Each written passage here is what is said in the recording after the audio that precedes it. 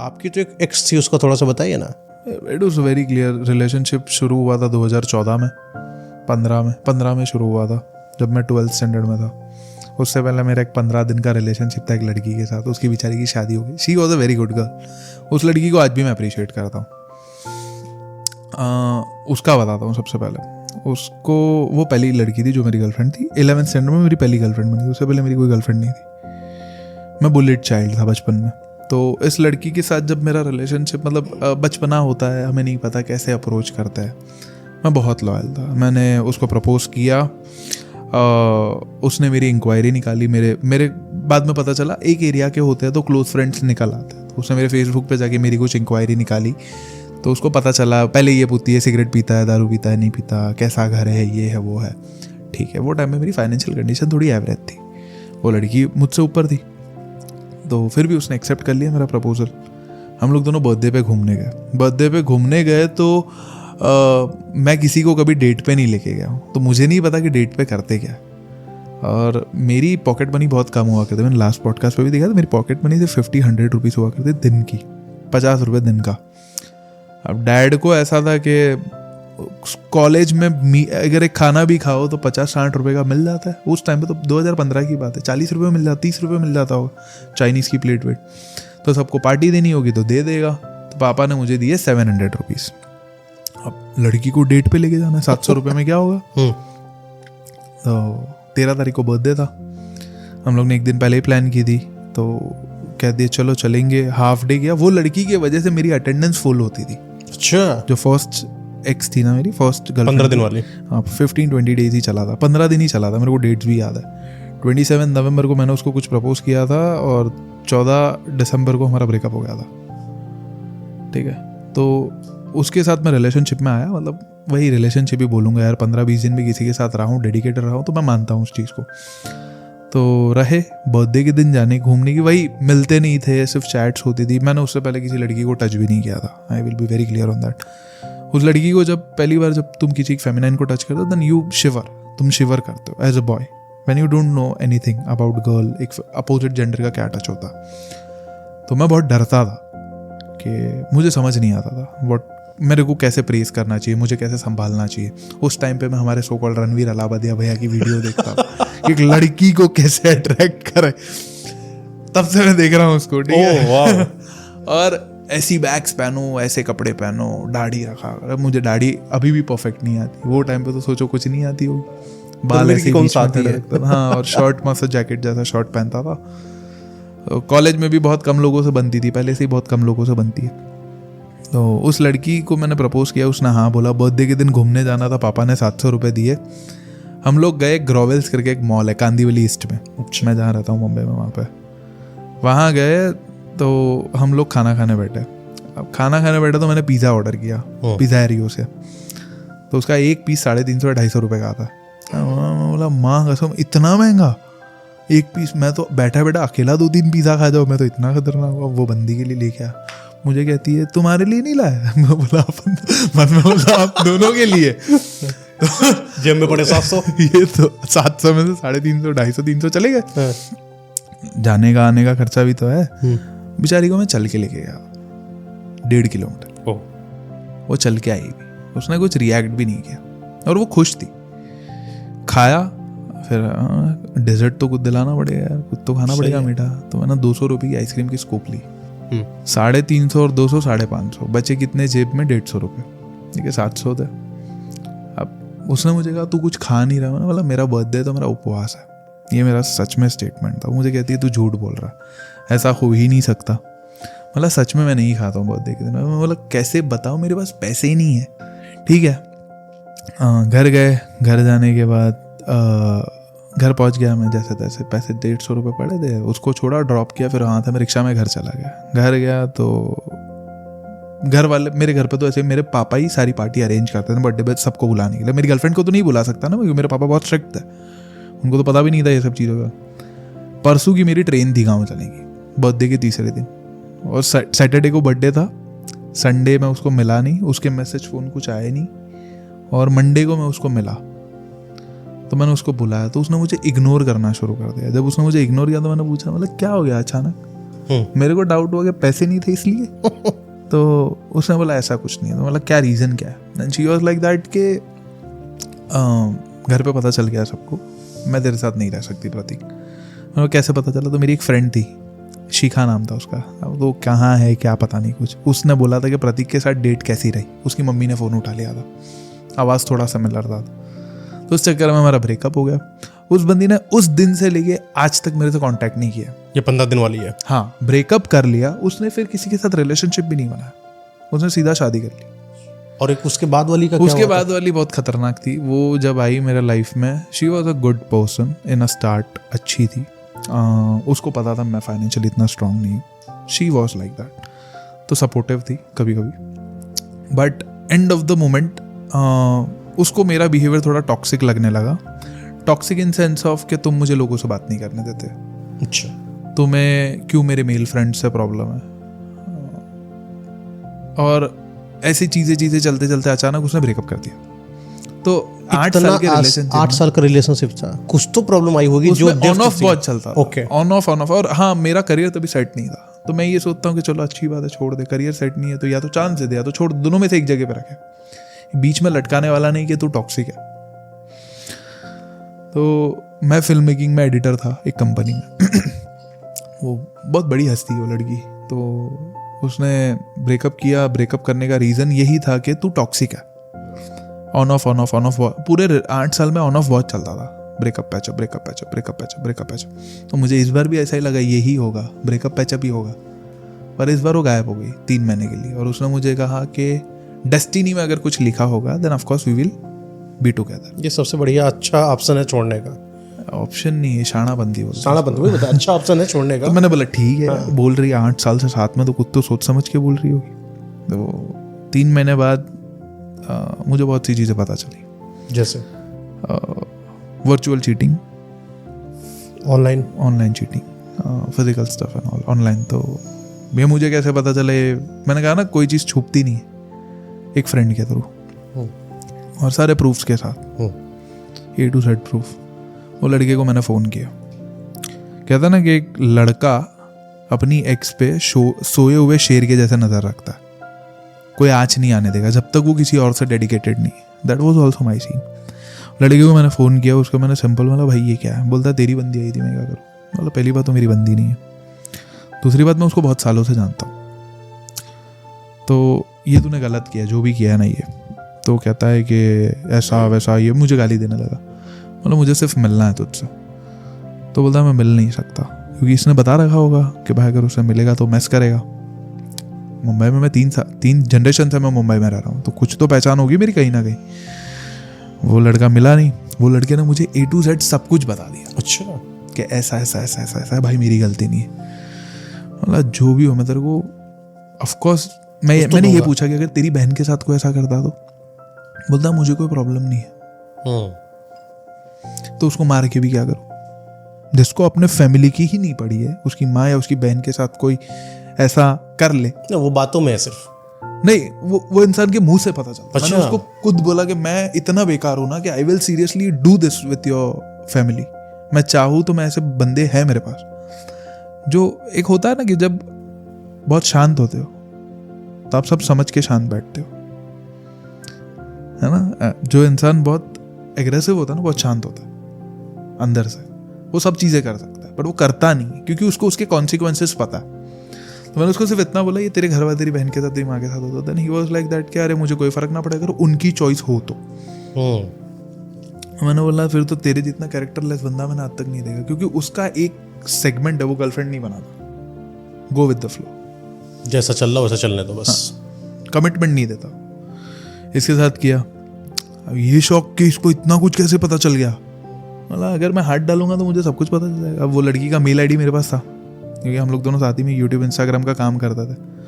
तो एक दिन मुझे ये भी समझ गया कि she was doing same stuff, और किसी को स्विगी पे खाना भेजना, ये करना वो करना ऐसा करना, बुकिंग्स कोई मिल गई, अच्छा, ये वो। मतलब भाई हो गया फिर, अब इनफ हो गया यार। फिर भी मैंने उसको 3-6 महीना, वो लड़की ने मुझे सिचुएशनशिप में डाला था दैट स्पेसिफिक गर्ल जो बंदा सिचुएशनशिप के सबसे खिलाफ है, उसने डाला था। उसने मुझे ये कहा कि we can be in a relationship but हम टैग नहीं देंगे, हमारा कोई फ्यूचर नहीं है। मैंने बोला फिर जैसे चल रहा था सब वैसा ही चलेगा बट कोई फ्यूचर नहीं। बोला लड़की हो गया ऐसे कैसे बोल सकते? जब एक इंसान प्यार में होता है तो वो हर चीज़ को एक्सेप्ट करता है। हाँ यार, इसको 8 साल रिकलेक्ट नहीं होगा क्या? 1-2 महीने में ऑफकोर्स रिकलेक्ट हो जाएगा। चीज़ें कभी वैसी बनी नहीं। उस इंसान ने फिर से मेरे पे चीट किया इन बीइंग, अब चीट इसको बोल नहीं सकते क्योंकि उसका क्लियर बोलना था कि टैग नहीं है ना, रिलेशनशिप नहीं है ना। तो आपकी नज़र में तो था रिलेशनशिप, दैट्स व्हाई आपको चीटिंग लग रहा है। बट चीटिंग, मैं इसको चीटिंग नहीं मानता, मैं इसको उस इंसान की फितरत मानता हूँ। वो चीटिंग नहीं है, उसकी चॉइस है, वो ये करना चाहता है, वो करते रहेगा, उसको कोई नहीं रोक सकता। ना मैं रोक सकता हूँ ना उसको। फिर कैसा लगा जब वो चली गई? ऐसे ही ऑन ऑफ का 1 साल चलते रहा और फिर 1 साल मैंने अपने आप को खुद फिर से दिया। मैं कभी भी रिलेशनशिप से जंप नहीं करता। एक से टूटा, एक्स जो थी फर्स्ट एक्स, उसमें भी 1 साल लिया था मैंने। मेरी गलती क्या है भाई, मेरी प्रॉब्लम क्या है? तभी मेरे 300 फॉलोअर्स है। जब ये चली गई ना उस दिन, लास्ट जब ये चली गई तब मेरे 300 फॉलोअर्स है। वही भाई हर आशिक रेल ट्रैक के पास चला जाता है। दारू भी नहीं पीता मैं पहले से, तो मेरे को वो आदत नहीं। रेल के पास चले गए? हाँ भाई, मर जाऊंगा, ये कर दूंगा। मैंने उसको फोन किया, वो फोन पे बोलती है अरे तू है ही ऐसा वैसा, ये वो, पीछे से ढिचक ढिचक आवाज आ रही है। मैं बोला भाई ये तो क्लब में बैठी है। मेरे को वहाँ पे बैठा, फोन काटो, बाइक लो घर पे।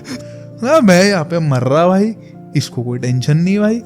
मैं घर गया, मेरे पापा ने मुझे बोला कि क्या हो गया। मैं डैड वाज लाइक दैट, अरे भाई तू अच्छा दिखता है, तुझे कोई भी मिल जाएगी, थोड़ा दिमाग से काम ले, काम काज चल रहा है ना, मर तो नहीं गया, सब कुछ रीगेन होता है लाइफ में। हो गई तो मोटिवेशन पिताजी ने दिया, फर्स्ट मोटिवेशन। वो मोटिवेशन मैंने इंस्टाग्राम पर डाला। Life is something different bro. मैं ये चाहता था कि कोई भी लड़का मेरे जैसे पागल होके रेल ट्रैक पे ना जाए, मरने की कोशिश ना करे, अपने आप को ख़त्म ना करे। उस 2022 से लेके आज तक मैंने कभी ऐसी हरकत नहीं की कि मैंने खुद को मारा हो। मेरा हाथ एक बार फ्रैक्चर हो चुका था गुस्से में, मैं बहुत एग्रेसिव, मुझे एंगर इशूज़ थे। मैंने खुद पे बहुत वर्क किया, मेडिटेशन किया। फिर मेरे लाइफ में कुछ ऐसे लोग आए।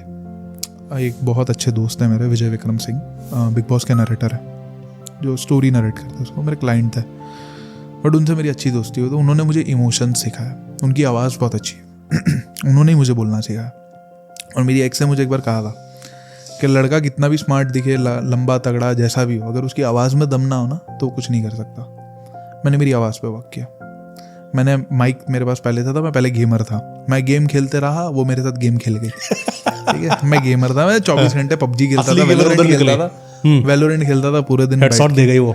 मेरी वैलोरेंट की आईडी आज भी 60,000 रुपए की है। अगर मैं बेचूं तो विंटेज आईडी हो जाएगी 1 लाख रुपए में। क्या बात है। तो इतना अच्छा मैं 24 घंटे गेम खेलता था। बहुत टॉक्सिक अब्यूसिव पर्सन। फिर मुझे ये समझ आया कि भाई 22 साल की उम्र थी, मेरे पापा ने मुझे एक दिन बहुत मारा था 22 साल की उम्र में, कि इतना गंदा कैसे बोल सकता है। भाई बात तो सही है। उसी दिन पापा ने भी ये समझाया था कि गाली वो देता है ना जिसके पास शब्द नहीं होते, जो खोखला हो जाता, जो आपने अभी बताया थोड़ी देर पहले। तो मैं ये कहता हूँ कि भाई अगर मैं ऐसा हूँ, अगर मैं अपने आप को चेंज करूँ, 2.5 से 3 साल से मैं अपने आप को बहुत चेंज कर रहा हूँ। मेरे गुस्से पे कंट्रोल है, मैं जल्दी रिएक्ट नहीं करता चीज़ों पे, मैं बहुत सोच समझ के बातें करता हूँ। आप एडिटर कहता ना कि भैया आप बहुत स्लो बोलते हैं, इसका रीज़न है हाँ। चीज़ें प्रोसेस होती।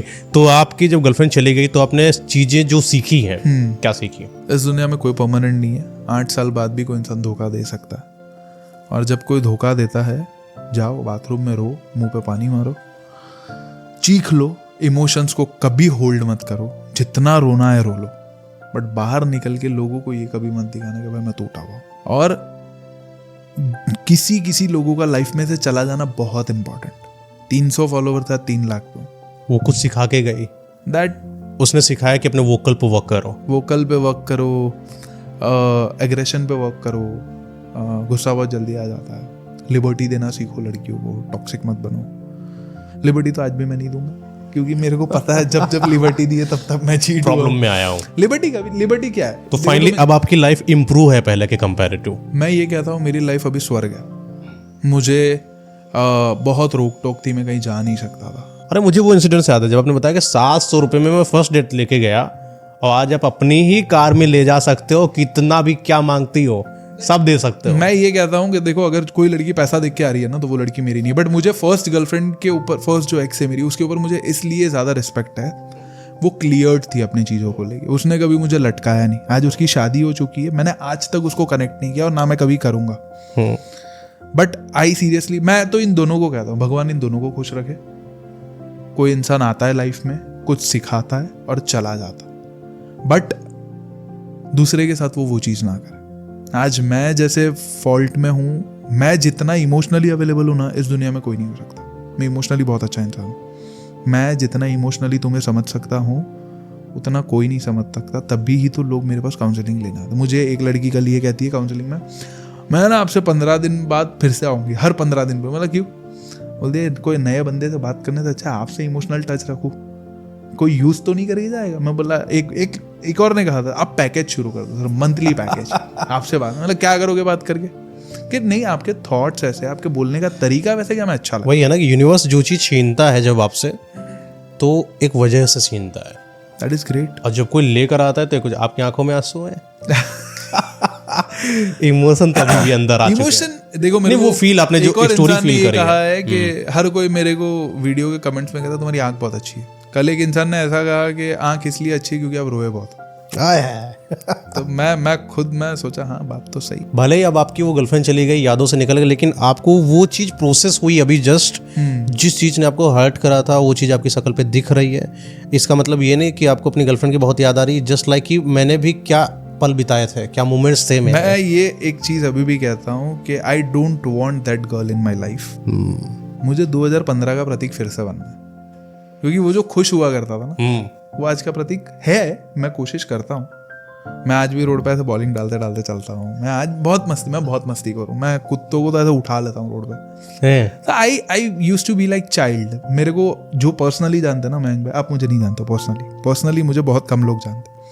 मेरे अंदर बचपना दिखते हो, और वो लोग मेरी वीडियोस तक नहीं दिखते। वो लोग कहते हैं कि जो हम जानते हैं ना, वो प्रतीक को कोई नहीं जानता। और वो इतना मिस्टीवियस है, इतना नटोरियस है। मतलब रोड चलते लोगों की मस्ती कर लेगा, ऐसे ही बैठे बैठे कुछ भी जोक पास कर देगा, अपने लोगों को हंसाने के लिए जोकर बन जाएगा। But when it comes to professionalism, तो कोई कह नहीं सकता कि लड़का ऐसा है। ये मुझे मेरी एक्स ने दिखाया कि हर किसी के सामने एक जैसा नहीं बनना होता, और आज मैं ऐसा बन चुका है। I am blessed that she is not in my life. अगर वो होती तो आज मैं जाऊं, मैं वहां बर्बाद हो चुके होता है। बर्बाद नहीं, मैं उसी के जोन में बैठा रहा था। एक ऐसे साइकोलॉजिस्ट हैं, उन्होंने कहा कि जब भी किसी इंसान का ब्रेकअप हो जाता है, या तो वो पागल हो जाता है या दुनिया को अपने पीछे पागल कर देता है। उसकी मम्मी ने ये चीज़ कही थी, मेरी एक्स की, कि ये लड़के के अंदर ऐसा जुनून है ना कि या तो ये बर्बाद होगा, या तो ये इतना आबाद होगा ना कि इसको हम समझ नहीं पाएंगे ये वही लड़का है। और मेरी सिस्टर ने भी ये चीज़ उसको कही थी। एक दिन रात को कॉल आया था, तो कि मेरे भाई के साथ बहुत गलत किया है, तू देखना अपन सब अपने भाई के पीछे भागे। अरे मैं बोला ऐसा नहीं बोलते यार किसी को, तुम तो किसी को इमोशनली ड्रेन कर रहे हो, मतलब पश्चाताप दिला रहे हो। नहीं, अब तो देखती होगी ना तो शौक रहती होगी कि भाई प्रतीक किधर है, अब मैं किधर हूँ। मुझे जहाँ तक पता चलता है आप ही से, उसकी तो कुछ वर्थ अब उतनी खास बची नहीं है। हटाइए, छोड़ ही देते हैं। लेकिन जहाँ तक कि मैं जानता हूँ, मैं मतलब इन लोगों से कहना चाहता हूँ कि जब भी कोई इंसान छोड़ कर जाता है तो वो अपना भी बहुत कुछ छोड़ देता है। अगर ये प्रतीक भैया को नहीं छोड़ी होती इनकी गर्लफ्रेंड, तो शायद आज हम लोगों के बीच में बैठे नहीं होते। मैं ये कहता हूँ कि मेरी लाइफ में जो होता है अच्छे के लिए होता है। और एक और चीज़, जो तुम्हें छोड़ के चला जाना वो कभी तुम्हारा था नहीं। ये नहीं जो वापिस आया वो तुम्हारा था, ये सब नहीं। जो एक बार गया वो हमेशा के लिए गया, वो कभी है ही नहीं तुम्हारा। वरना तुमसे बिना बात किए कोई इंसान 10 दिन कैसे रह सकता है जब वो तुमसे प्यार करता है? झगड़े के अंदर जो ब्रेकअप्स होते हैं ये लोगों के ऑन ऑफ चलता है, कैसे रह सकता है कोई इंसान? नहीं रह सकता। चलिए, बहुत इंस्पिरेशनल स्टोरी है आपकी। होप्स लोगों को अंडरस्टैंड करेगा। एंड आपको तो जख्म ताज़ा हो ही चुके हैं। नहीं कुछ नहीं, अभी मैं मस्त पिज़्ज़ा खाऊंगा, अपना पिज़्ज़ा खाऊंगा। चलिए, बहुत बहुत धन्यवाद भाई साहब।